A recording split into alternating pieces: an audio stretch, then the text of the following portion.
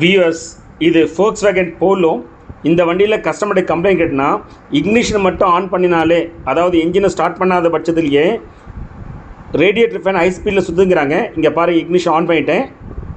இப்போ வாங்க radiator fan சுத்தம் செக் பண்ணி பார்க்கலாம்.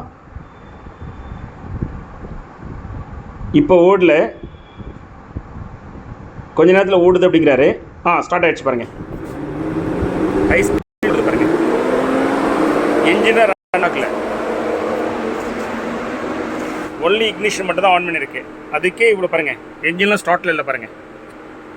இப்போ ஆஃப் பண்ணால் கூட இந்த ரேடியேட்டர் ஃபேன் ஆஃப் ஆகிறதுக்கு கொஞ்சம் டைம் எடுத்துக்குது. இன்னுமே ஆஃப் ஆகலை பாருங்கள், இன்னுமே ஓடிட்டு தான் இருக்குது.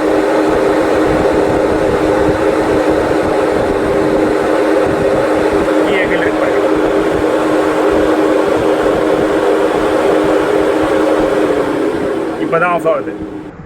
இந்த வண்டியை ஸ்கேன் பண்ணினா எந்த எரர் கோடுமே இல்லை. இங்கே பாருங்கள், ஸ்கேனிங் ரிப்போர்ட்டில் எல்லாமே தெளிவாக இருக்குது. இதனால தான் Volkswagen மிஸ்லீட் ஆகி இந்த வண்டியோட ரேடியேட்டர் ஃபேனை 18,000 ரூபா கொடுத்து மாற்றிருக்காங்க. மாற்றின பிறகுமே ப்ராப்ளம் சால்வ் ஆகாதனால தான் இந்த வண்டியோட கஸ்டமரு அங்கேருந்து வண்டியை கொண்டு வந்துட்டார் நம்மக்கிட்ட.